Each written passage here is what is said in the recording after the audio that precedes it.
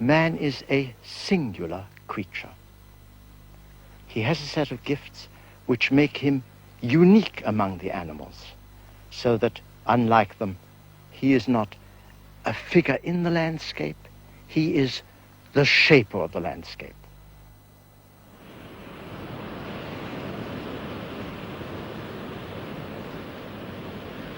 This is the Pacific Ocean.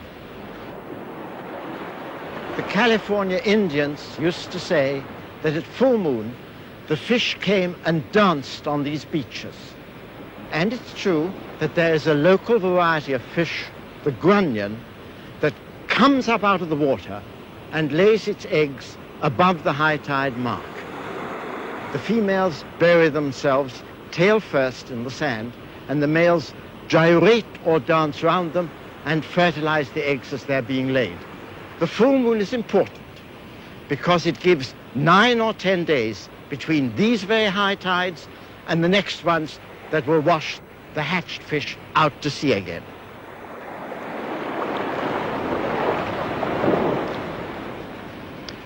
Every landscape in the world is full of these exact and beautiful adaptations by which an animal fits into its environment like one cogwheel into another.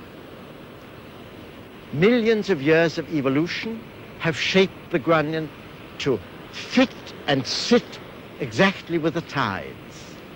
But nature, that is evolution, has not fitted man to any specific environment. On the contrary, by comparison with the grunion, he has a rather crude survival kit.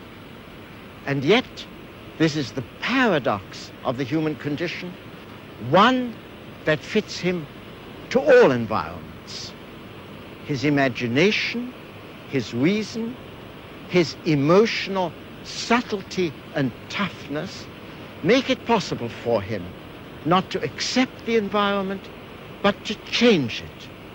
And that series of inventions by which man from age to age has remade his environment is a different kind of evolution, not biological, but cultural evolution.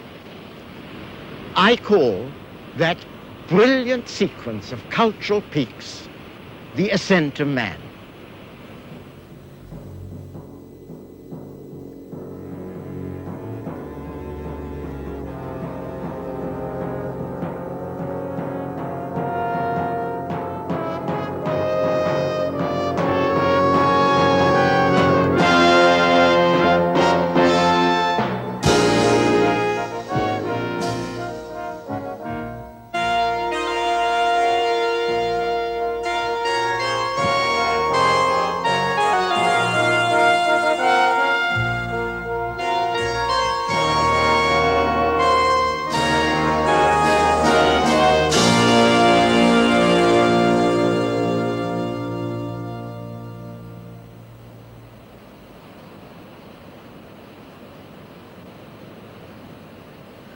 Of course, it's tempting, very tempting to a scientist, to hope that the most original achievements of the mind are also the most recent. And we do indeed have cause to be proud of some modern work. Think of the unraveling of the code of heredity in the DNA spiral, or the work going forward on the special faculties of the human brain. Think of the philosophic insight that saw into the theory of relativity, or the minute behavior of matter on the atomic scale. Yet human achievement, and science in particular, is not a museum of finished constructions. It's a progress in which the first experiments of the alchemists also have a formative place, and the sophisticated arithmetic that the Mayan astronomers of Central America invented for themselves independently of the old world.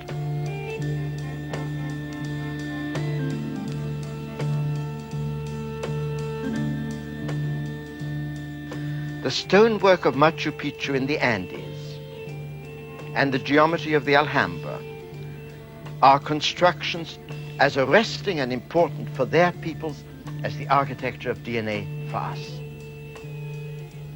In every age there is a turning point, a new way of seeing and asserting the coherence of the world. It's frozen in the statues on Easter Island that put a stop to time. And in the medieval clocks in Europe that once also seemed to say the last word about the heavens forever.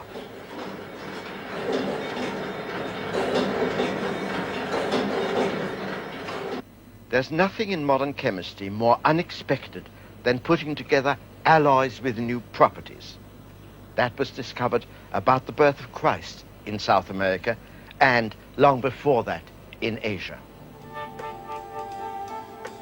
Splitting and fusing the atom both derive conceptually from a discovery made in prehistory, that stone and all matter has a structure along which it can be split and put together in new arrangements. And man made biological inventions almost as early. Agriculture. The domestication of wild wheat, for example, and the improbable idea of taming and then riding the horse.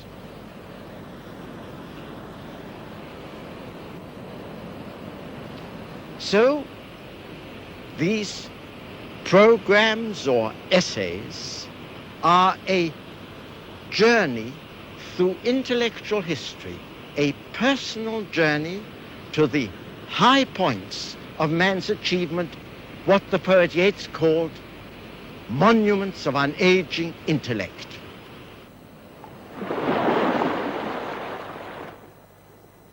Where should one begin? With the creation of man himself. Charles Darwin pointed the way. It's almost certain now that man first evolved in Africa near the equator. This is a possible area. The valley of the river Omo in Ethiopia near Lake Rudolph. The ancient stories used to put the creation of man into a golden age and a beautiful, legendary landscape. If I were telling the story of Genesis now, I should be standing in the Garden of Eden. But this is manifestly not the Garden of Eden. And yet I am at the navel of the world, at the birthplace of man here in the East African Rift Valley near the equator. And if this ever was a Garden of Eden, why, it withered millions of years ago.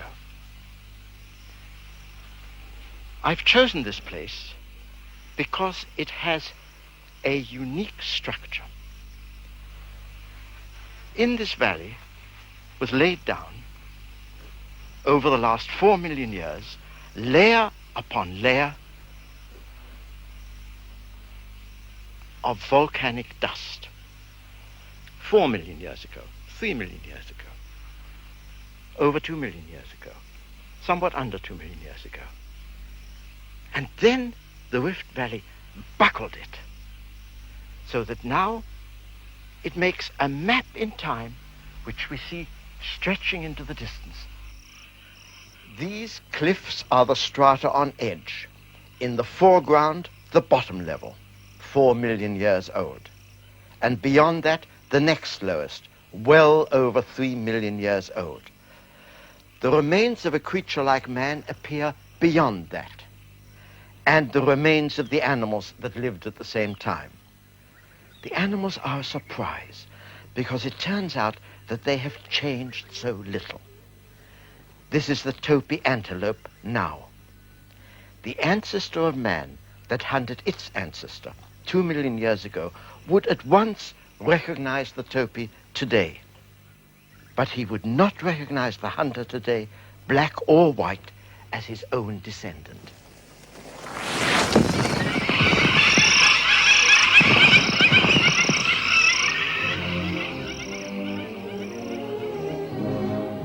Among the animals, the hunter has changed as little as the hunted. The serval cat is still powerful in pursuit, and the oryx is still swift in flight. Both perpetuate the same relation between their species as they did long ago. Human evolution began when the African climate changed to drought. The lakes shrank, the forest thinned out to savanna. When animals like Grevy's zebra were adapted to the dry savanna, it became a trap in time as well as space. They stayed where they were and much as they were. The most gracefully adapted of all these animals is surely Grant's gazelle. Yet that lovely leap never took it out of the savanna.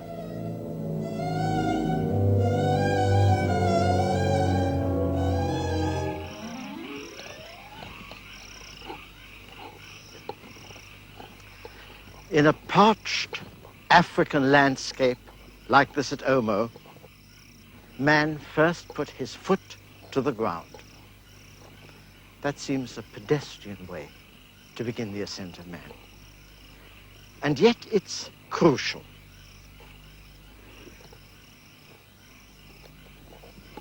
Two million years ago, the first certain ancestor of man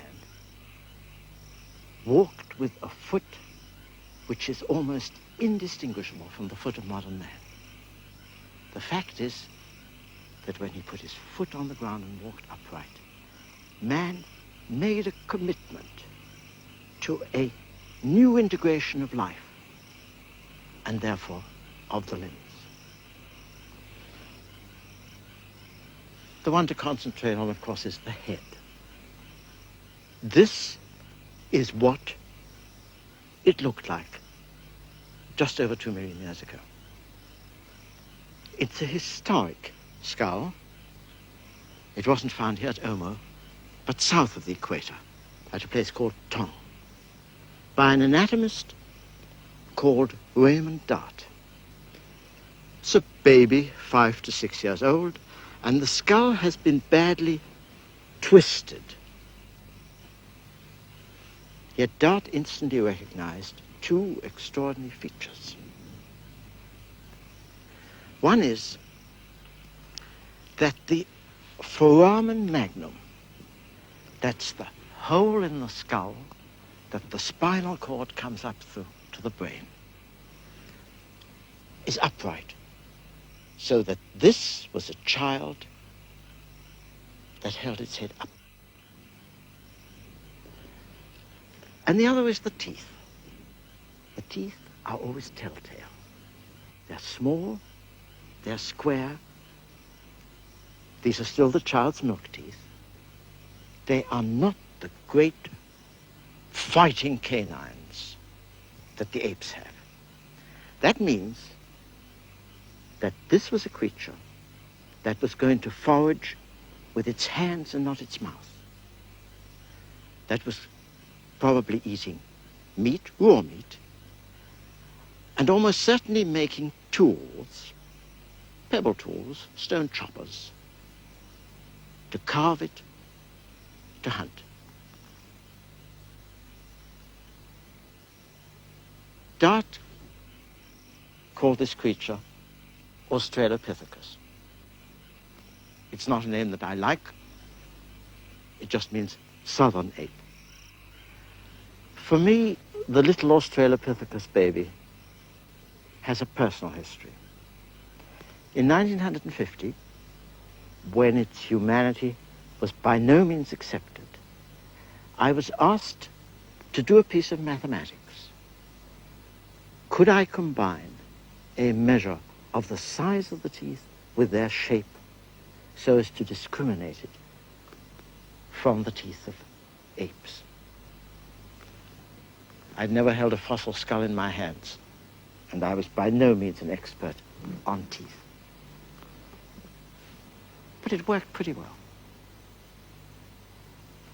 And it transmitted to me a sense of excitement which I remember at this instance. I, at over 40, having spent a lifetime on doing abstract mathematics about the shapes of things, suddenly saw my knowledge reach back 2 million years and shine a searchlight into the history of man. That was phenomenal. And from that moment, I was totally committed to thinking about what makes man what he is. In the scientific work that I've done since then, the literature that I've written, and in these programs.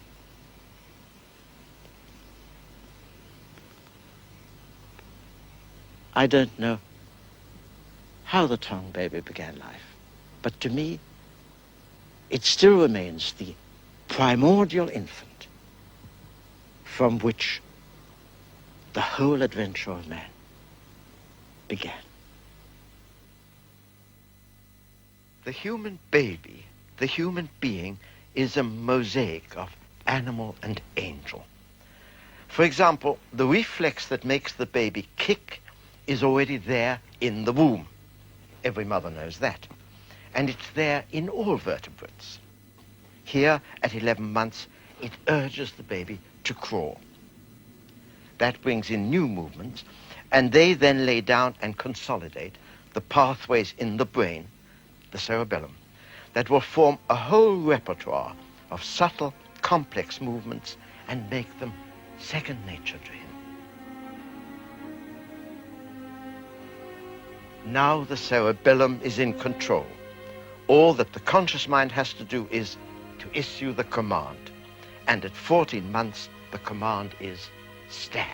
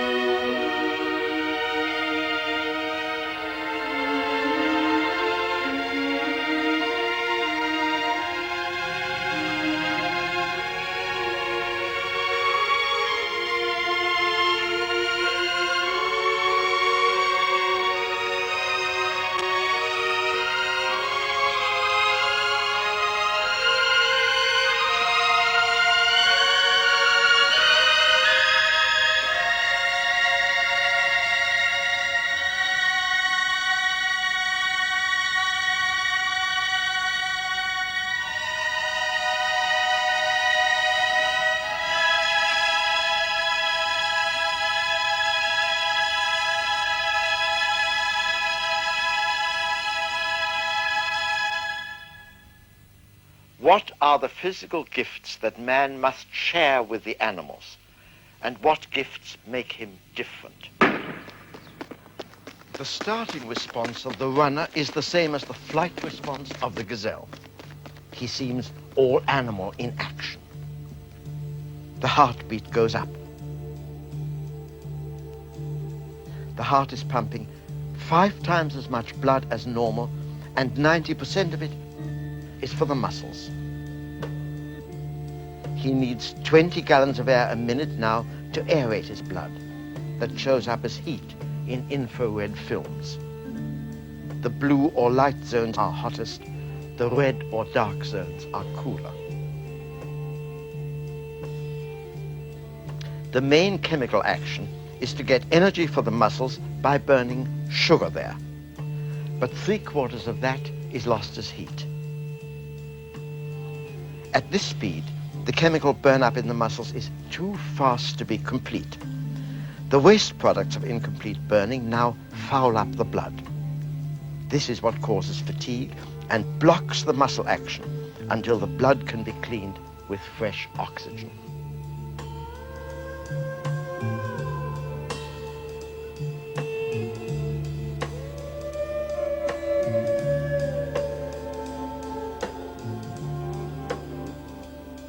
All that, in one way or another, is the normal metabolism of an animal in flight.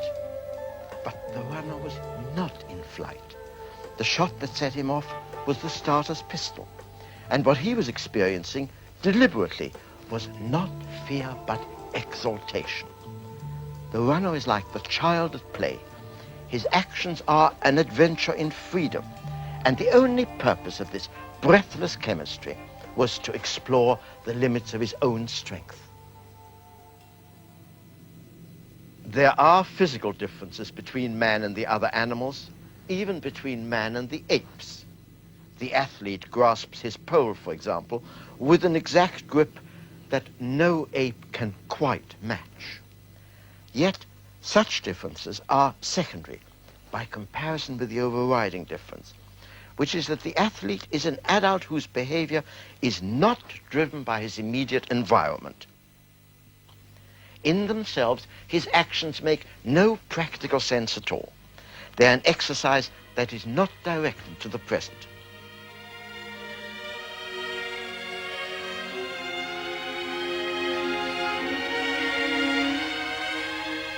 The athlete's mind is fixed ahead of him, building up his skill, and he vaults in imagination into the future.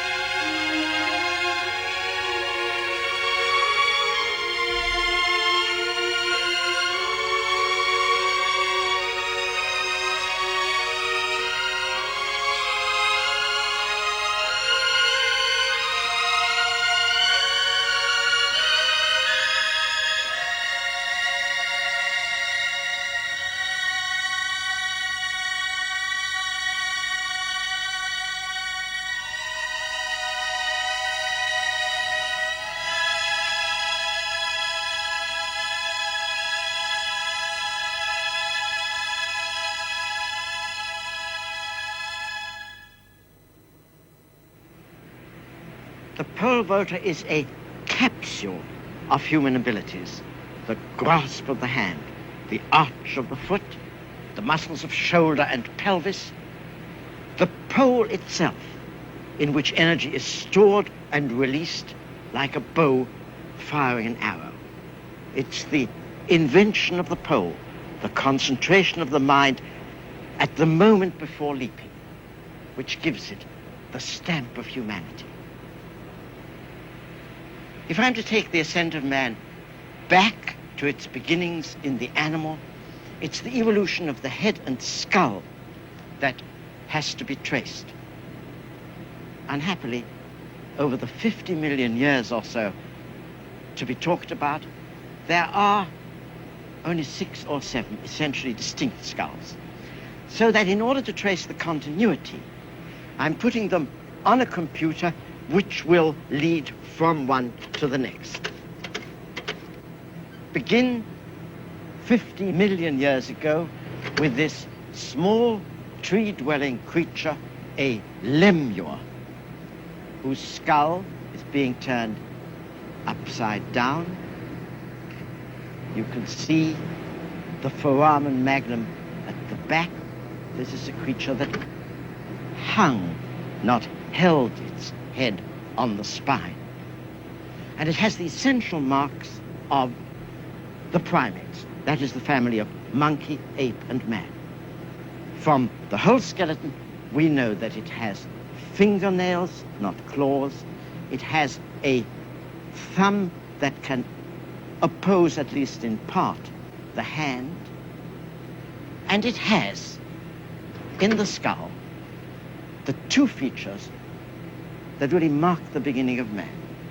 The snout is short, the eyes are widely spaced. That means that there has been selection against the sense of smell and in favor of the sense of vision. From that, man begins. In the next 20 million years, the line that leads to the monkeys branches away from the main line to the apes and man. This creature is on the main line 30 million years ago. He's large, yet still lives in the trees. But from now on, the ancestors of the apes and man spend part of their time on the ground. This is 10 million years on, a classical find, proconsul.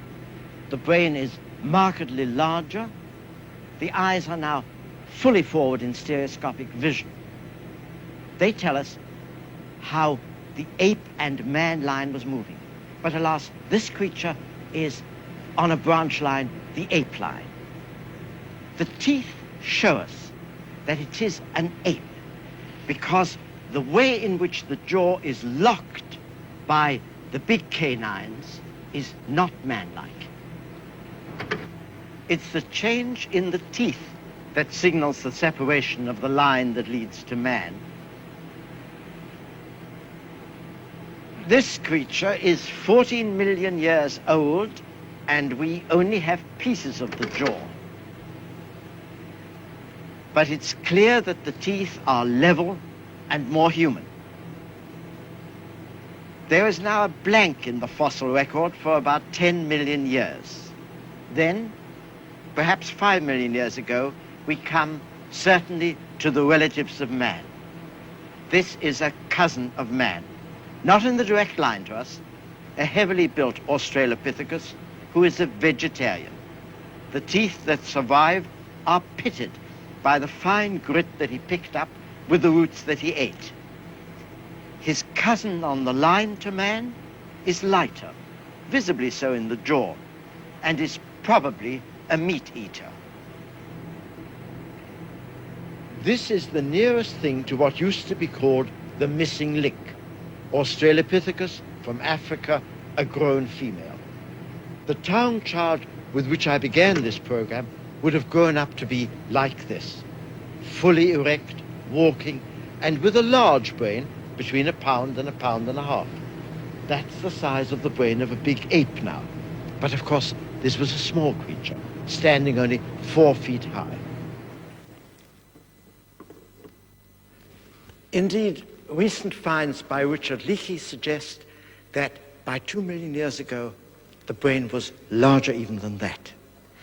And with that larger brain, the ancestors of man made 2 inventions, for one of which we have visible evidence, and for the other, inferential evidence. First, the visible invention. 2 million years ago, Australopithecus made stone tools like this, where a simple blow has put an edge on the pebble. And for the next million years, man in his further evolution did not change this type of tool. The ancestors of man had a short thumb, so they could only hold this tool in a power grip and use it like that. It's a meat eater's tool. The other invention is social. Skulls and skeletons of Australopithecus that we found in largish numbers show that most of them died before they were 20. That means that there must have been many orphans. And Australopithecus must have had a long childhood, as all the primates do. By the age of 10, they were still children. Therefore, there must have been a social organization which adopted them, made them part of the community, educated them. That's a great step towards cultural evolution. At what point can we say that the precursors of man become man himself? That's a delicate question. Such changes do not take place overnight, and it would be foolish to try and make them seem more sudden than they really were, or to argue about names. 2 million years ago, we were not yet men. But 1 million years ago, we were. Because by then, there appears a creature who can be called Homo. Homo erectus. He spread far beyond Africa. That's Peking man, 400,000 years old, the first creature that used fire. The changes in Homo erectus are substantial over 1 million years, but they seem gradual. This is Neanderthal man. He already has a 3-pound brain as large as modern man. Probably some lines of Neanderthal man died out, but it seems likely that a line in the Middle East went on directly to us, Homo sapiens. Somewhere in the last 1 million years or so, man made a change in the quality of his tools, which presumably points to some biological refinement in the hand and especially in the brain controlling the hand. He makes tools which require much finer manipulation in the making and, of course, in the use. The evolution of the brain, of the hand, of the eyes, of the feet, the whole human frame makes a mosaic of special gifts. Man is not the most majestic of the creatures. Long before the mammals even, the dinosaurs were far more splendid. But he has what no other animal possesses, a jigsaw of faculties which alone, over 3,000 million years of life, make him creative. Every animal leaves traces of what it was. Man alone leaves traces of what he created.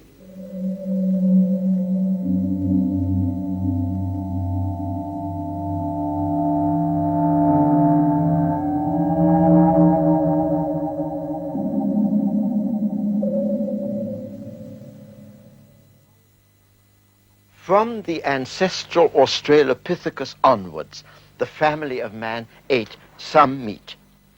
Small animals at first, larger ones later. Meat is a more concentrated protein than plant, and eating meat cuts down the bulk and the time spent in eating by 2/3. But a slow creature like man can stalk, pursue, and corner a savanna animal that is adapted for flight only by cooperation. Hunting requires conscious planning and organization by means of language, as well as special weapons. The hunt is a communal undertaking, of which the climax, but only the climax, is the kill.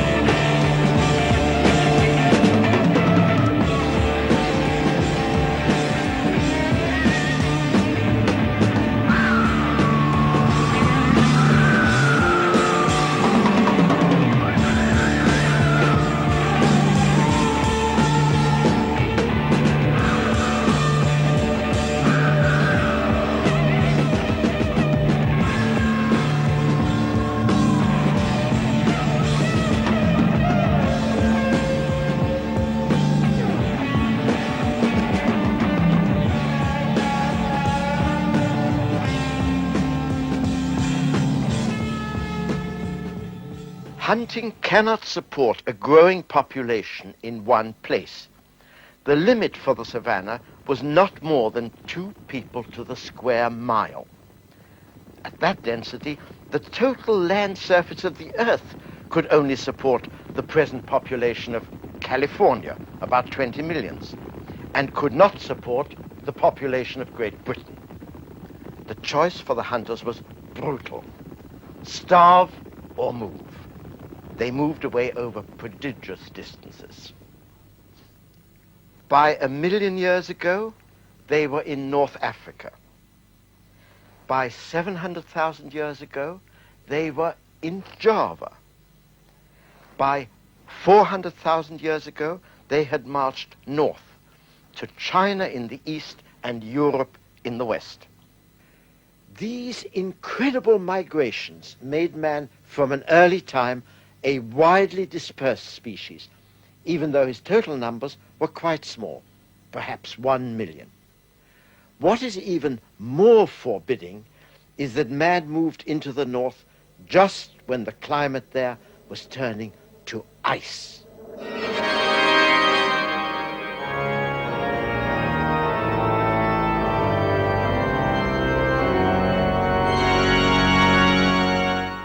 In that great cold, the ice, as it were, grew out of the ground.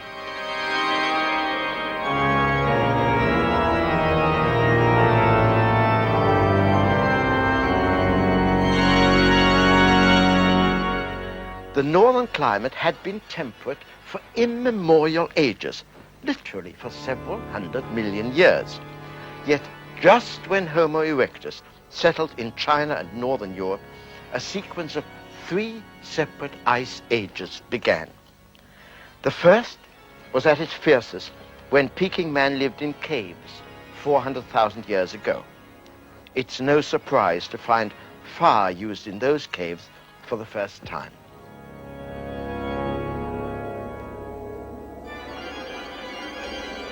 The ice moved south and retreated 3 times, and the land changed each time. The ice caps at their largest contained so much of the Earth's water that the level of the sea fell 400 feet. In the second ice age, over 200,000 years ago, Neanderthal man with his big brain became important. The cultures of man that we recognize began to form in the most recent ice age, within the last 100,000 years. That is when we find the elaborated tools that point to sophisticated forms of hunting. The spear thrower, for example, and the baton that may be a straightening tool. The fully barbed harpoon, and of course the flint master tools that were needed to make the hunting tools. Man survived the fierce test of the ice ages because he had the flexibility of mind to recognize inventions and turn them into community property.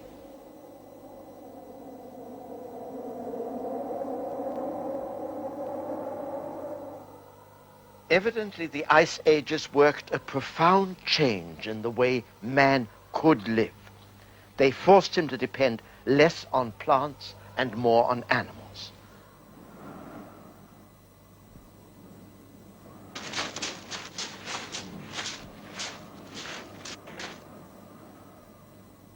The rigors of hunting on the edge of the ice also changed the strategy of hunting. It became less attractive to stalk single animals, however large. The better alternative was to follow herds of animals and not to lose them, to learn to anticipate and in the end to adopt their habits, including their wandering migrations. This is a peculiar adaptation, the transhuman's mode of life on the move. The only people that still live in this way are the Lapps in the extreme north of Scandinavia, who follow the reindeer as they did during the Ice Age. There are 30,000 people and 300,000 reindeer, and their way of life is coming to an end even now as we watch it.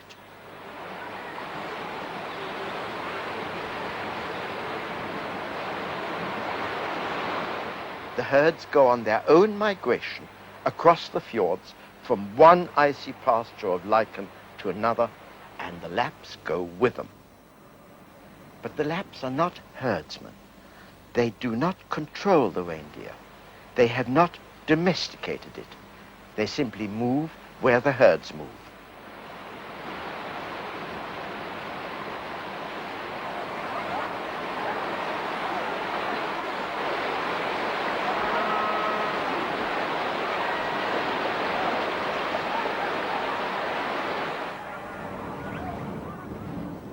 The Lapps have some of the traditional inventions for controlling single animals that other cultures also discovered. For example, they make some males manageable as draft animals by castrating them.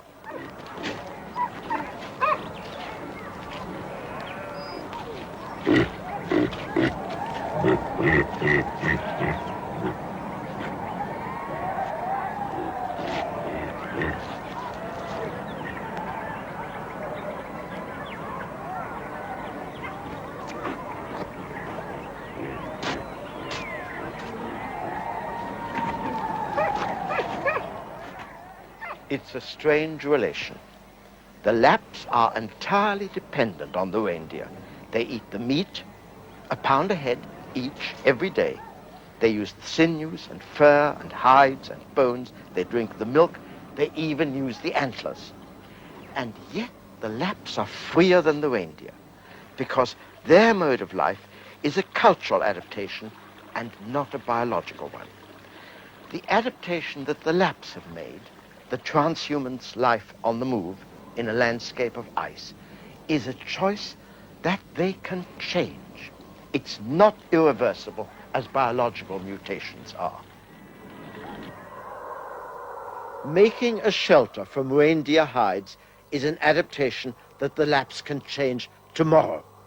Most of them are doing so now. But you cannot change the color of your skin. Why are the Lapps white? Man began with a dark skin. The sunlight makes vitamin D in his skin, and if he had been white in Africa, it would make too much. But in the north, man needs to let in all the sunlight there is to make enough vitamin D. And natural selection, therefore, favored those with whiter skins.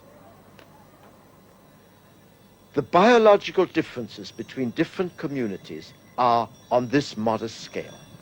The Lapps have not lived by biological adaptation, but by invention, by the imaginative use of the reindeer's habits and all its products, by turning it into a draft animal, by artifacts and the sledge.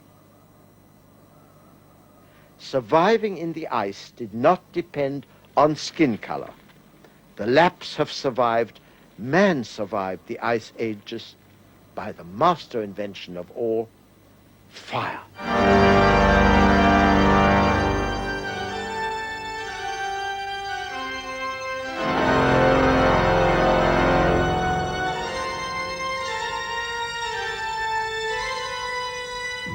Fire is the symbol of the hearth, and from the time Homo sapiens began to leave the mark of his hand 30,000 years ago, the hearth was the cave.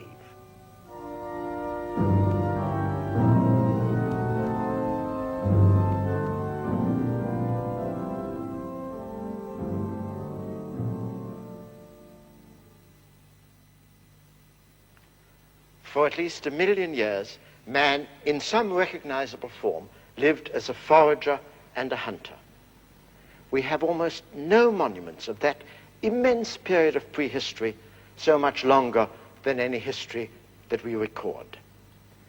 Only at the end of that time, on the edge of the European ice sheet, we find, in caves like Altamira here and elsewhere in Spain and southern France, the record of what dominated the mind of man, the hunter.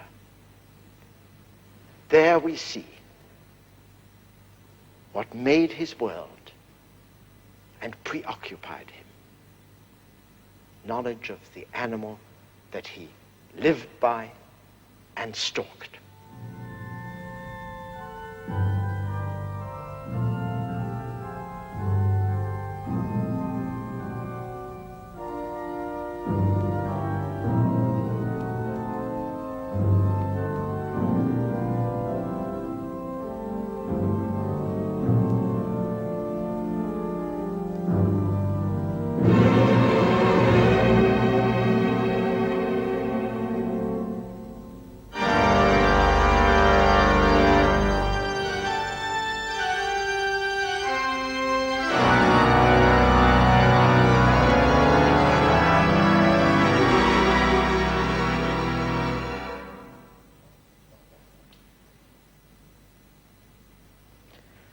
And yet when we reflect, what is remarkable is not that there are such few monuments, but that there are any at all.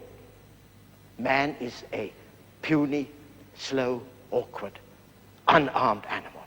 He had to invent a pebble, a flint, a knife, a spear.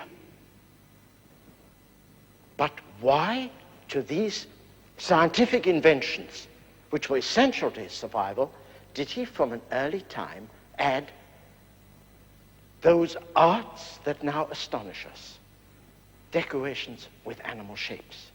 Why, above all, did he come to caves like this, live in them, and then make paintings of animals not where he lived, but in places that were dark, secret, remote, hidden, inaccessible.